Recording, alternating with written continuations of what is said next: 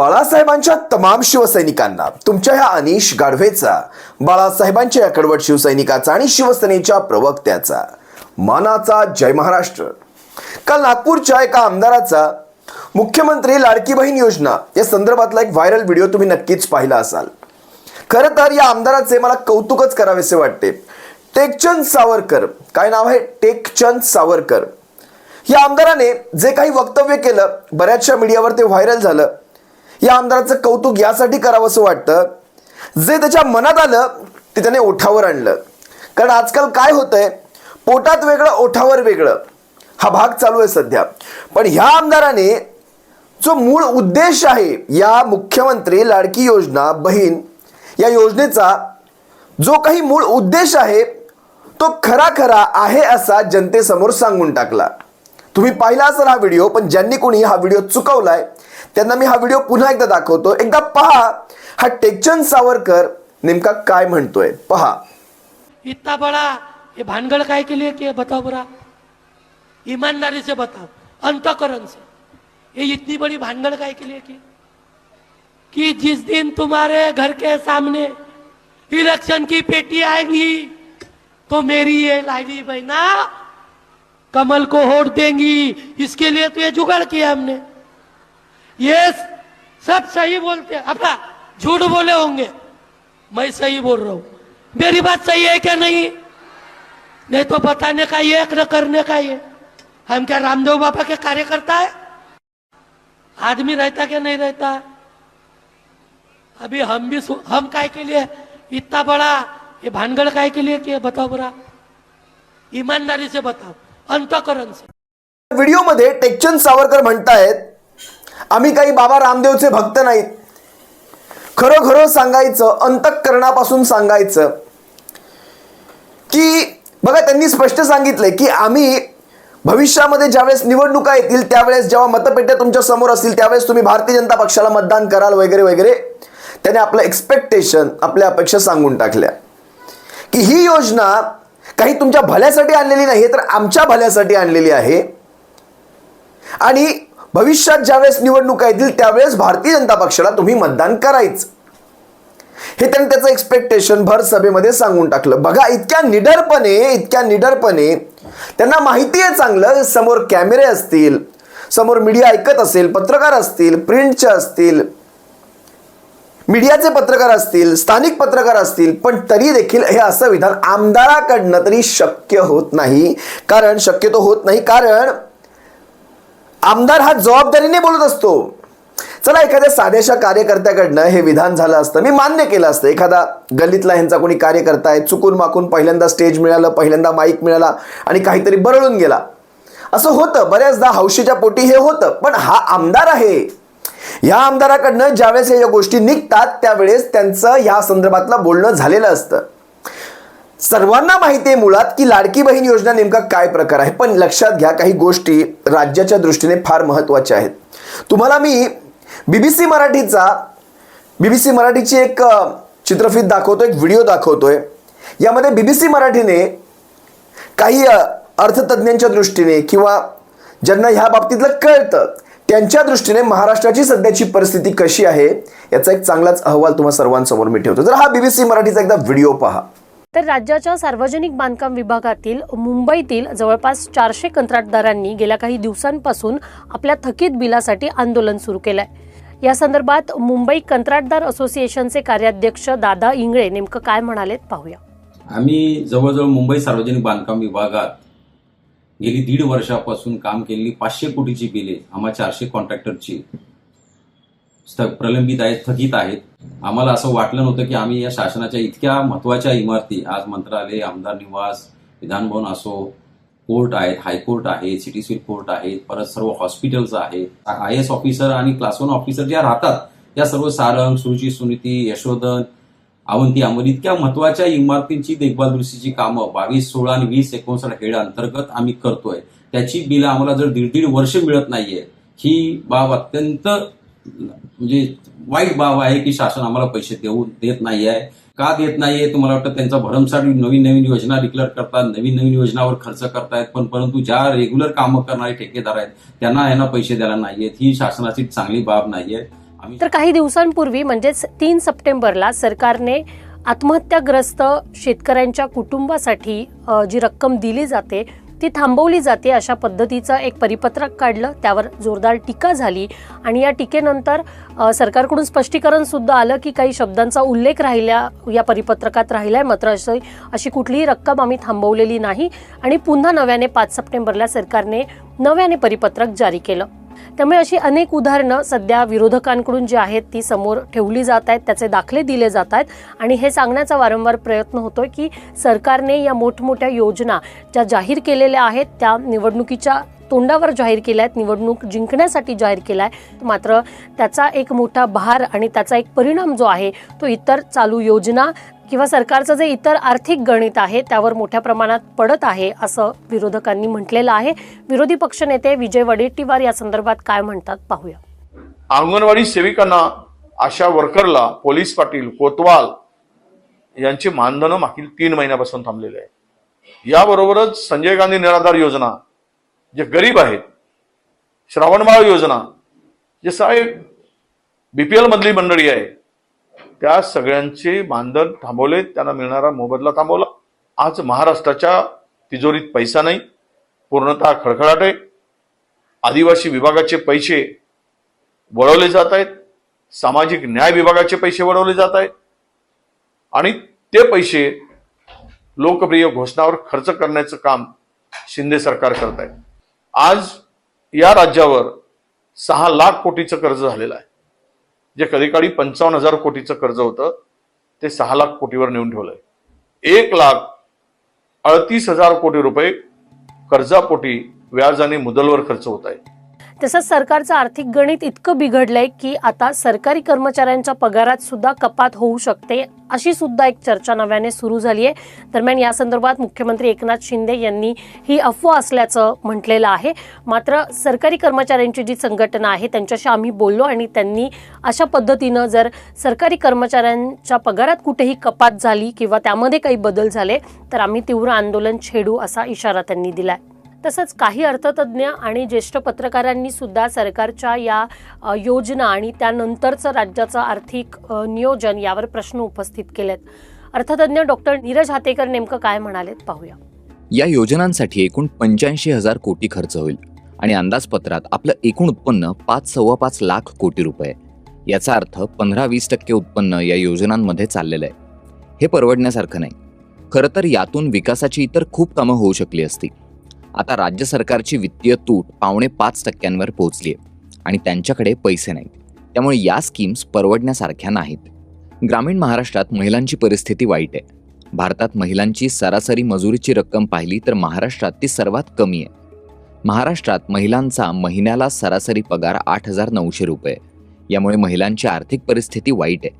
यामुळे महिलांचा पगार वाढेल, रोजगार वाढेल, त्यांना चांगल्या संधी उपलब्ध होतील, उच्च शिक्षण होईल, यावर अधिक काम करायला हवं. पण आपण आता काय करतोय तर अर्थव्यवस्थेला एक व्हेंटिलेटर लावलंय. लोक यात खुश होतात, राजकारणी सुद्धा यात खुश होतात. मग हे राज्य असं सातत्याने व्हेंटिलेटरवर सुरू राहील. शिक्षण, आरोग्य, शेती यावर खर्च करता येणार नाही. तर ज्येष्ठ पत्रकार आणि राजकीय विश्लेषक दीपक भातुसे यांनी सुद्धा सरकारने हे सगळे निर्णय घेताना पुढच्या म्हणजे आगामी आर्थिक नियोजनाचा विचार केलेला नाहीये किंवा सरकार हा सगळा खर्च भागवण्यासाठी नवीन उत्पन्न कुठून आणणार आहे, नवीन एवढा पैसा कुठून आणणार आहे असा सुद्धा प्रश्न उपस्थित केलाय. ते काय म्हणतायत पाहूया. विधानसभेत जास्तीत जास्त जागा जिंकण्यासाठी युती सरकारने लोकप्रिय घोषणा केल्या, पण सरकारी तिजोरीवर जो परिणाम होईल याचा विचार केलेला दिसत नाही. आधीच मांडलेल्या अर्थसंकल्पात 20,000 कोटी रुपयांची महसुली तूट होती. या योजनांमुळे 1 लाख कोटी रुपयांचा बोजा सरकारी तिजोरीवर पडणार आहे. यामुळे महसुली तूट 1,20,000 कोटी रुपयांवर जाणार असल्याचा सुद्धा अंदाज आहे. निर्माण होणारी तूट भरून काढण्यासाठी सरकारकडे नवीन उत्पन्न तर काही नाही. यामुळे इतर ज्या योजना आहेत त्याला कात्री लावायला सुरुवात केली आहे. यात होमगार्ड आहे, तसंच इतर सरकारी कर्मचाऱ्यांना भीती आहे की त्यांचा पगार कापला जाऊ शकतो. तसं पत्र सरकारने काढलेलं नाही, परंतु तशी शक्यता आहे. कारण हा खर्च करण्यासाठी सरकारला इतर योजना किंवा चालू आर्थिक भार कमी करण्याशिवाय पर्याय नाही. व्हिडिओ पाहिल्यानंतर तुम्हाला एव्हाना कल्पना आली असेल आपलं राज्य सध्या कुण्या दिशेने चाललेलं आहे. आता लक्षात घ्या, काही दिवसांपूर्वी ते होमगार्डचं एक लेटर व्हायरल झालं होतं सरकारकडनं. तशा प्रकारचा अध्यादेश काढण्यात आला होता की होमगार्डचा पगार थांबवण्यात येतोय वगैरे वगैरे. विचार करा, ज्यावेळेस एखादी योजना जाहीर होते त्यावेळेस तिचा अर्थसंकल्पात तशी तरतूद करावी लागते. ह्यांच्या योजनेची कुठेही तरतूद नाही. हे सगळं जे चाललंय हे अधांतरी चाललेलं आहे.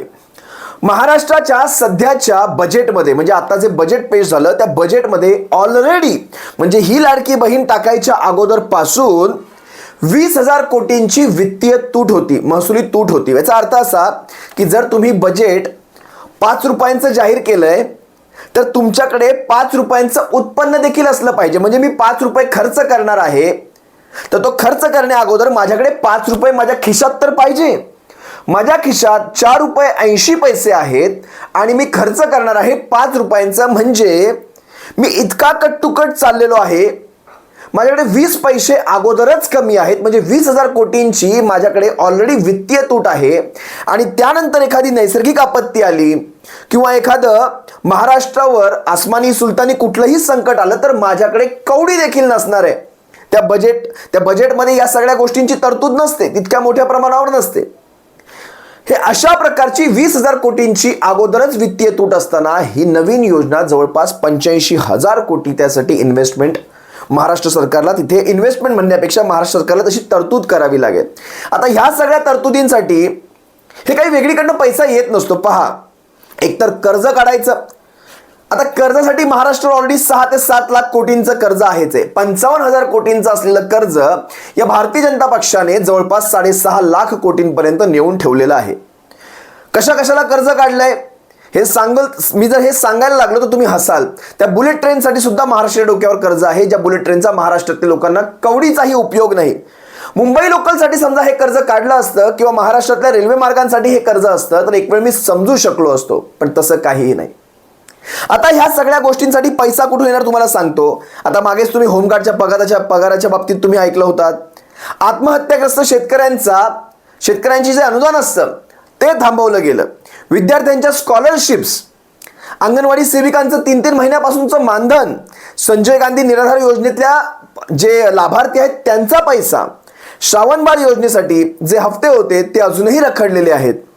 आदिवासी विभागाचा निधी असेल, सामाजिक न्याय विभागाचा निधी असेल, सगळीकडचा निधी थांबवला. अरे भविष्यात हे महाराष्ट्रातल्या MIDC विकतील, महाराष्ट्रातले भूखंड विकतील, कुठूनही पैसा उपलब्ध करतील, पण आपण पुढच्या 5 वर्षांसाठी कसे सेफ होऊ यासाठी हा घाणेरडा प्रयोग त्यांनी महाराष्ट्रात घडवून दाखवला.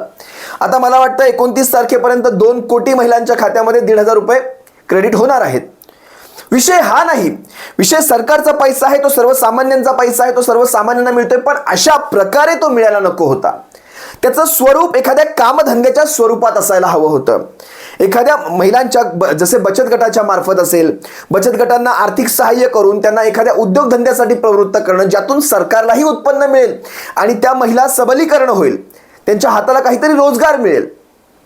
पण हे थेट पैसे देणं जणू काही शासनाचा पैसा, म्हणजे तुम्हाला जे निवडणुकीच्या काळात तुम्ही अनधिकृत पाकिटं देता, अनधिकृत पैसे देतो, इथे शासन मान्य झालं. हे सगळं अधिकृत पाकिटं दिली शासनाच्या तिजोरीवर डल्ला मारून आणि स्वतःची पुढची मतदान सेफ करून घेतली. मला खरं तर ह्या अशा गोष्टी करून कधीही मतदान होत नसतं, हेही लक्षात घ्या. आमच्या महिला भगिनींना चांगलं माहिती आहे.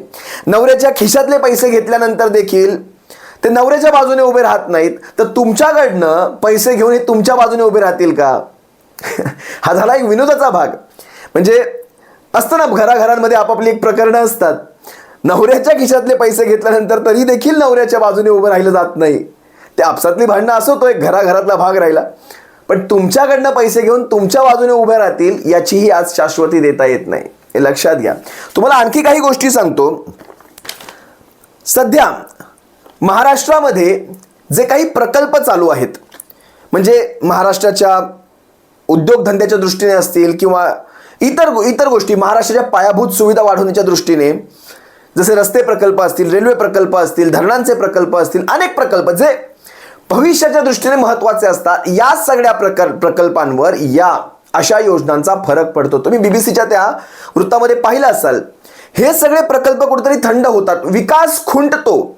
ज्या गोष्टी शिक्षणावर, मूलभूत सुविधांवर जो पैसा खर्च करायला हवा होता तो सगळा पैसा अशा योजनांवर गेल्यानंतर राज्याचा विकास खुंटतो, हे देखील तितकंच सत्य आहे. त्यामुळे अनेक गोष्टी आहेत. आता टॅक्स पेअरचा टॅक्स वाढवलाही जाऊ शकतो. वेगवेगळ्या ठिकाणी टॅक्सेस, एक्स्ट्रा टॅक्सेस लावले जाऊ शकतात. स्टॅम्प ड्युटी असतात, रजिस्ट्रेशन्स असतात. तुम्ही पाहत असाल ज्यावेळेस तुम्ही घरं खरेदी करता त्यावेळेस राज्याचा एक टॅक्सचा एक पर्सेंटेज असतो, तो वाढवला जाऊ शकतो. म्हणजे ही झळ तुमच्या खिशांना, विशेषतः मध्यमवर्गीयांच्या खिशांना लागणार. जे टॅक्स पेअर आहेत त्यांना तर ह्या अशा योजना मिळत नाहीत, पण त्यांना आणखी भुर्दंड सहन करावा लागतो. अशा अनेक गोष्टी घडतात, जेणेकरून काय होतं, एका वर्गाला तुम्ही खुश करायला जाल तर दुसऱ्या वर्गाला कुठेतरी नाराज करून बसता. ह्या अशा योजना ह्या दूरगामी नसतात, पण काय होतं, ह्या अशा योजना आणल्यानंतर भविष्यातल्या सरकारांनाही त्याचा विचार करावा लागतो. कारण शेवटी ह्या योजना काही 1 महिना, 2 महिने, 3 महिने चालत नसतात. तुम्ही सरकारपुरतं ह्या योजना आणाल, सरकार आलं पुढे काय, ह्या अशा योजना तुम्ही बंद करणार नाही. मग ऋण काढून सण करायचे प्रकार तुम्ही कंटिन्यू ठेवणार. मग भविष्यात अनेक वर्षानुवर्ष या योजना अशा चालू राहतात. बघा, आर्थिकदृष्ट्या दुर्बल असेल, आपण त्याला एका योजनेमध्ये घेऊ शकतो. संजय गांधी निराधार, ज्यांच्यामध्ये तुम्ही पाहिलं असाल, ज्यांना कोणीही नाही, आगापिछा कोणीही नाही, एकटी व्यक्ती असते, अशा योजनांना वेगळ्या, म्हणजे अशा योजनांसाठी काही वेगळी ती नियमावली असते, किंवा श्रावण बाळ योजना असते, किंवा ते वृद्ध दाम्पत्य असतं, त्यांना कोणीही नाही, मुलगाही नाही आणि मुलगीही नाही, त्यांना वेगवेगळ्या योजनांमध्ये बसवलं जातं. हँडिकॅप असेल, म्हणजे डिफरंटली एबल म्हणतो आपण त्यांना. या सगळ्यांमध्ये काही ना काहीतरी आपण एक तत्व ठेवलं होतं की ह्या प्रकारामुळे आपण त्यांना हा प्रकारामध्ये आपण मोडतो आणि त्यांना आपण ही अशी आर्थिक मदत करतो. पण हे असं सरसकट देणं, सरसकट, याला वित्तीय शिस्त म्हणता येणार नाही. आणि राज्याची ज्यावेळेस वित्तीय शिस्त बिघडते त्यावेळेस बऱ्याच गोष्टींमध्ये तुम्हाला मार खावा लागतो. मग भविष्यात जाऊन तुम्हाला स्वतःसाठी, म्हणजे आरोग्य क्षेत्र असेल, शिक्षण क्षेत्र असेल, स्वतःच सगळ्याच ठिकाणी तुम्हाला सॅक्रिफाईस करावं लागतं, ती तडजोड करावी लागते. आज आपल्याला वाटेल की काय तडजोड, ज्यावेळेस तुम्हाला तुमच्या ज्या आरोग्याच्या सुविधा ज्या तुम्हाला मिळायला हव्या होत्या त्या तुम्हाला मिळताना दिसणार नाही, ज्यावेळेस तुम्हाला जे रस्ते, पायाभूत सुविधा ज्या मिळायला हव्या होत्या त्या मिळणार नाही, त्यावेळेस तुम्हाला जाणवणार की आमचा पैसा नेमका जातो कुठे. मग तो जातो अशा योजनांमध्ये. असो, मी जे काही सांगितलं त्याला पॉझिटिव्ह घ्यायचा प्रयत्न करा. या अशा योजना एखाद्या सरकार आपल्या फक्त 5 वर्षांचा कार्यकाळ सुरक्षित ठेवणे. बघा ना, शेतकऱ्यांची कर्जमाफी हे एक वेगळं तत्व आहे. कारण शेतकरी कशा प्रकारे ह्या सगळ्यामध्ये नडला जातो, मारला जातो. खरं पाहायला गेलं तर शेतकऱ्यांचं त्यांचे हाल जे आहेत सध्याचे, म्हणजे एकमेव हा असा धंदा आहे ज्यात आपल्याला कळतंय की आपल्याला हा भाव भेटणार नाही तरी सुद्धा हुरूपाने ते काम करत असतात. या अशांच्या मागे उभं राहणं हे कायम गरजेचं असतं. सरकार जर शेतकऱ्यांचे, कारण तुम्हाला माहिती असायला हवं, कोरोना काळामध्ये या देशाचा अर्थगाडा, सगळं काही ठप्प असताना देशाचा अर्थगाडा भारताच्या शेतीने वाचवलाय. होय, शेती, कारण शेतीप्रधान देश असल्यामुळे जरी प्रोडक्शन बंद राहिले असले तरी शेतांमध्ये शेतकरी राबत होता आणि त्या शेतीचं उत्पन्न कुठेही थांबलं नाही. त्यामुळे देशाचा अर्थगाडा हा स्थिर राहण्यात मदत झाली. नाहीतर फार कठीण झालं होतं कोरोनाच्या काळामध्ये. अनेक गोष्टी आहेत, बोलू आपण पुन्हा केव्हा तरी. असो, मी कुठेही म्हणणार नाही की जे ह्या योजनांचा लाभ घेत आहेत त्यांनी तो घेऊ नयेत. घ्यावा, सर्वांनी याचा लाभ घ्यावा, सर्व महिला भगिनींनी याचा लाभ घ्यावा. पण याच्या मागचं मी जे अर्थगणित आहे, एक अर्थशास्त्र आहे, ते तुम्हा सर्वांसमोर ठेवायचा प्रयत्न केला. सरकारचा पैसा आहे, हा जनतेचाच पैसा असून जनतेचा पैसा हा शेवटी जनतेपर्यंतच जातो, यात माझंही दुमत नाही. पण आपल्या राज्याच्या दृष्टीने, उदाहरणार्थ आपल्या घराच्या दृष्टीने जे काही आपल्याला गरजेचं असतं ते करणं देखील तितकंच, आणि ते तुम्हा सर्वांसमोर आणणं देखील मला तितकंच गरजेचं वाटतं. तुर्तास तुम्हा सर्वांची रजा घेतो. सप्रेम जय महाराष्ट्र. बाळासाहेबांच्या शिवसैनिकांनो, काळजी घ्या. जय महाराष्ट्र.